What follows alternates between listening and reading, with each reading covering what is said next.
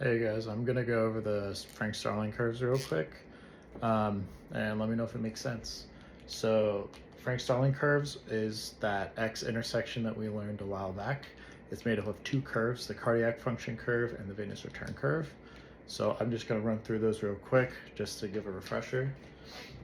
So first we have our cardiac function curve. So we have cardiac output on the y-axis, right atrial pressure on the x-axis. And it's just kind of a linear relationship because the more pressure you have in the right atrium, the more that is going to get pumped out of the heart. So pretty simple. And for this, you just need to know how the slope moves back and forth. So in thinking things that would increase the slope, the main thing would be an increase in contractility. So increase.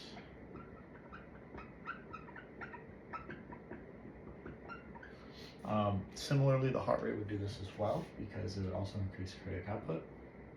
So heart rate. And the last one that would do this is actually taking the pressure off the pumping of the heart. So the afterload or the TPR going down would increase your cardiac output. So decrease TPR. And then for making the slope go down, very simple. It's just the opposite. So decrease contractility, decrease heart rate, and increased TPR because it's harder to pump against more resistance. So that is the cardiac function curve. And now I'll show you the venous return curve.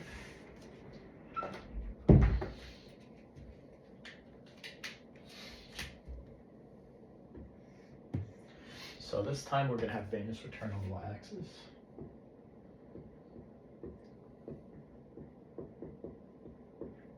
And same thing, right atrial pressure. Now this time it's going to be an inverse relationship. And this confused me for a while, but I figured it out. So basically, if I were to draw the heart up here,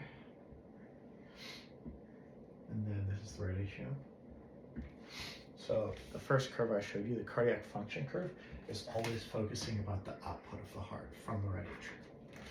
This curve is focusing on literally the venous return from the vena cava to the heart.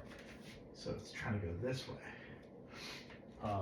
Now the problem that the venous return has when trying to get back into the heart is that there's usually already some fluid in the right atrium. And depending on the amount of fluid, it's going to make it easier or harder for the venous return to get into the heart.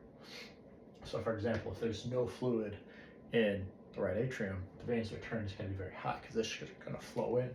And then conversely, if you have a ton of fluid in the right atrium, it's all backed up, then very little venous return is going to get in. So that's the gist of why it's inverted. Now this one has two things you need to look out for, so either a shift or a slope. So first I'll go over the shifts. So I'll start with the upward shift. So the upward shifts are always going to deal with basically a change in the total percent of fluid in the body, whether it be adding more fluid or reducing the space that the fluid has to travel. So with that logic, something that would increase the curve or cause a right shift would be increased volume or decreased compliance. And essentially compliance is the how contracted the vessels are. So if you have less contracted vessels, if you have more contracted vessels, because decreased compliance means the vessels are more rigid, they're more tense, they're more contracted, you're going to have less space, and that's almost the same thing as having more volume. So those are the two for causing a rightward shift of the curve. And for a leftward shift of the venous return curve, will literally the opposite. So lower volume and higher compliance, or just more relaxed vessels.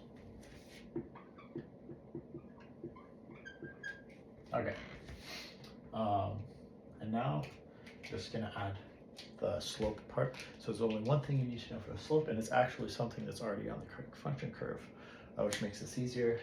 And we're bringing back the TPR basically. So something that would increase the slope of this would be decreased TPR, because if you have, again, less pressure on the end of the heart, more venous blood is going to be able to flow in. So I'm going to add, for the slope, that's going to be decreased TPR. And you can probably guess where I'm going with this. If you decrease the slope, you're going to have increased TPR. Okay, great. So that's both graphs, and I'm just going to quickly combine them to give you an idea of what a question would look like.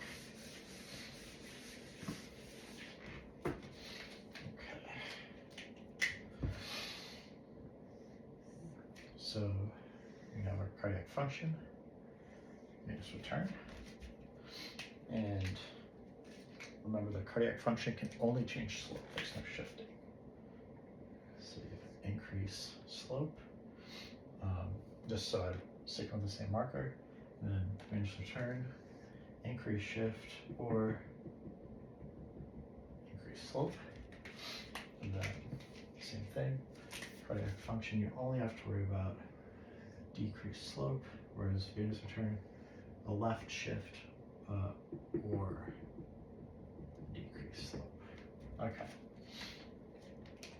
So now I'll just run through a couple examples. And a fun little trick that I learned while doing this is that if you look at this, this actually makes a nice 3x3 grid. So I'll just like draw it down here so you get the idea.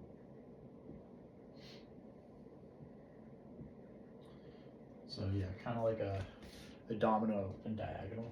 And basically these questions they're going to ask you is they're just going to give you a clinical presentation and ask where the intersection shifts. So the intersection is always going to start in the middle, and then it's just going to go to one of these other dots basically.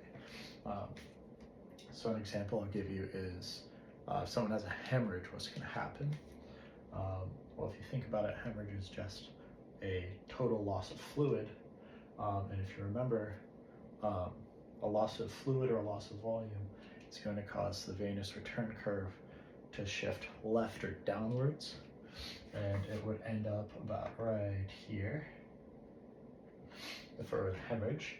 And on here, that would just be here.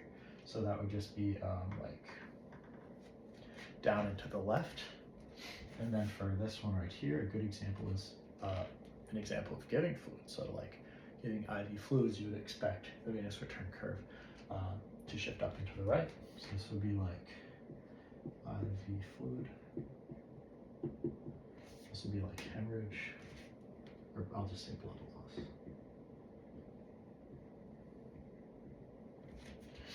Okay.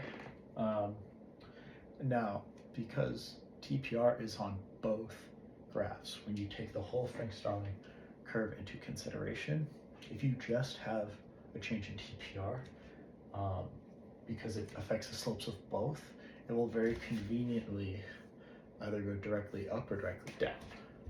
So, for example, this right here would be associated with an upward shifting slope in both. So that would both be like a decreased TPR. Just go straight up. And a good example of that, according to boot camp, would be hydralazine. It just simply decreases the afterload and gives you less TPR. And then out here, you can guess it, increased TPR. Let me see, what was their example? They said phenylephrine was a good example. So like the flannel friends in the sketchy video, that one. So you get just a straight downward shift. And then this one here on the graph would be here. So that means the blood volume is staying the same. You're simply getting an increase in the cardiac function, which again was like increased contractility or increased heart rate. I believe digoxin would do that. Yeah, digoxin.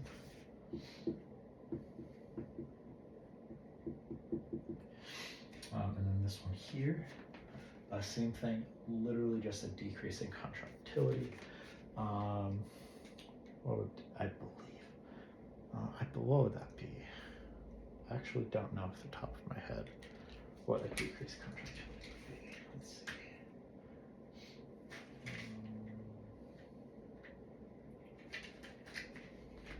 Okay, I don't know, but you get the point.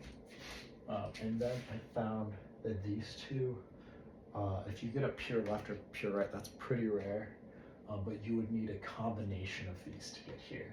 So you would either need blood loss plus digoxin, like hemorrhage plus contractility, or like IV fluids plus something that would lower contractility. So these two on the outside are like rare combination ones. So really there's only 6 scenarios that they would test on. And let me just fill this up. Decrease contractility. Okay, that's about it. Let me know if you have any questions.